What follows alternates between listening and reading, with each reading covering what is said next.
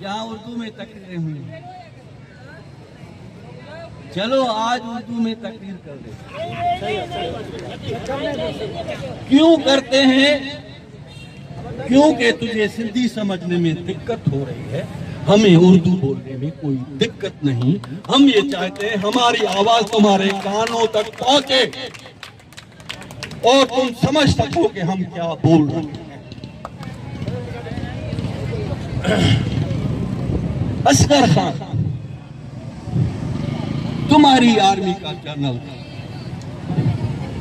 उसने अपनी किताब में लिखा है कि शेख मुजीबुर रहमान वो बंदा था जिसने ऑल इंडिया मुस्लिम लीग के प्लेटफॉर्म पर पाकिस्तान का झंडा लेकर पाकिस्तान के नारे लगाए थे। जब पाकिस्तान बना तो शेख मुजीब गद्दार हो गए। जीएम साहब वो शख्स है जिसने सिंध असेंबली में पाकिस्तान की करारदाद पेश की थी, लेकिन जब पाकिस्तान बना तो जीएम साहब गद्दार हो गया। पहले शेख मुजीबुर रहमान गद्दार हुआ, फिर पूरी बंगाली कौम गद्दार हो गई। पहले जीएम सैयद गद्दार हुआ, अब पूरी सिंधी कौम गद्दार हो गई। पहले बंगालियों के बच्चे टार्चर सेल में लेकर उनके साथ हुकूमतें की जाती थी, अब हमारे बच्चे टार्चर सेल में ले जाकर हुकूमतें कर रहे हो। पहले बंगाली गद्दार थे, अब सिंधी भी गद्दार हो गए। सुना है बलोच भी गद्दार हैं,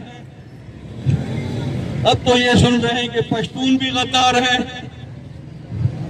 सबको अगवा करके टार्चर सेल में लेकर जाया जा रहा है। अगर ये सब गद्दार है तो फिर मुहिब्बे वतन कौन है? सिर्फ एक ही बचता है ना, पंजाबी। तो फिर मान लो ना ये मुल्क पंजाबियों के लिए है, हमारे लिए नहीं है ना। एक सच्चाई को मान लो। चलो चलो चलो मान लेते हैं हम पर इल्जाम है कि हम मुल्क दुश्मन है, हम पर इल्जाम है कि हम तुम्हारे आइन को नहीं मानते, हम पर यह भी इल्जाम है कि हम तुम्हारे कानून को नहीं मानते। लेकिन ये जो शिया माएँ यहाँ बैठी हैं, इनका क्या कसूर है? ये तो अलहदा रियासत नहीं मानते, ये तो आइन को भी मानते हैं, कानून को भी मानते हैं। इनके बच्चों को क्यों टार्चर सेल में लेकर गए हो? इनको क्यों अगवा किया है? मान लो कि तुम अपने सिवा और किसी को यहाँ बर्दाश्त नहीं कर रहे, और नहीं तुम में इतनी हिम्मत है कि अपने सिवा किसी और को बर्दाश्त कर सके।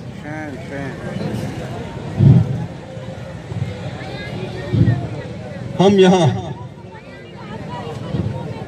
तुम इल्जाम लगाते रहो,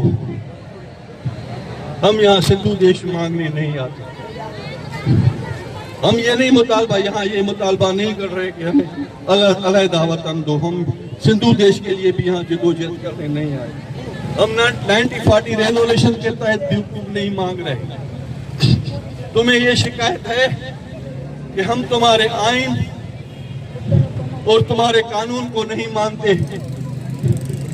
हम सिर्फ ये कह रहे हैं कि अपने कानून के तहत हमारे लोगों को जाहिर करो। हम तुम्हारे कानून को मान रहे हैं, तुम्हारे आइन को भी।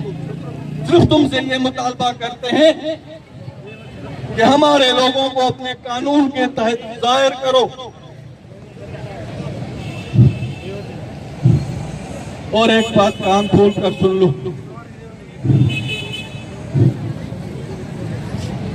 एक बात कान खोल के कमीशन बनाया है, ये कमेटियां बनाई हैं तुमने, ये कमेटियां, ये कमीशन तुम एक टर्मिनोलॉजी इस्तेमाल कर रहे हो, जबरी गुमशुदा लोग। जबरी गुमशुदा लोग में वो लोग भी हैं जो आलमी दहशतगर्द हैं, जिनको पूरी दुनिया दहशतगर्द मानती है। हमारे कारकुनों को उन आलमी दहशतगर्दों के साथ मत मिलाओ। हमने कोई दहशतगर्दी नहीं की, न दुनिया में की, न यहाँ की। पूरी तारीख उठाकर देखो, हमें बताओ तुम्हारे किसी एक सिक्योरिटी एहलकार को खराज तक आई है यहाँ? एक सिक्योरिटी एहलकार बताओ जिसे यहाँ खराश आई हो। हम दहशतगर्द नहीं, हम पर जबरी दहशतगर्दी इल्जाम मत लगाओ। अगर तुम्हें शक है कि हमारे लोग दहशतगर्द हैं, तो हम तो यही कह रहे हैं भाई कि अपने आईन और अपने कानून के मुताबिक उन्हें ले आओ अपनी अदालतों में। तुम्हारी अदालतें तुम्हारे कानून के तहत फैसला करें, हम अपना कानून लेकर नहीं आए। तुम्हें उससे भी डर लगता है, अपनी अदालतों से भी डर लगता है, अपनी कानून से भी डर लगता है। तुम इतने खुद मुख्तियार हो कि अपनी मर्जी चला रहे हो।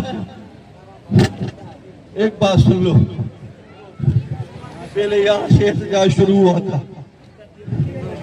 अब ये एहतजाज पूरी दुनिया में फैल गया है।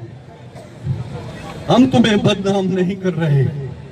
जब हमारी आवाज तेरे कानों तक नहीं पहुंचेगी तो ये आवाज दुनिया तक फैल जाएगी। हम तुम्हें बदनाम नहीं कर रहे, तुम अपने आप को खुद दुनिया के सामने बदनाम कर रहे हो।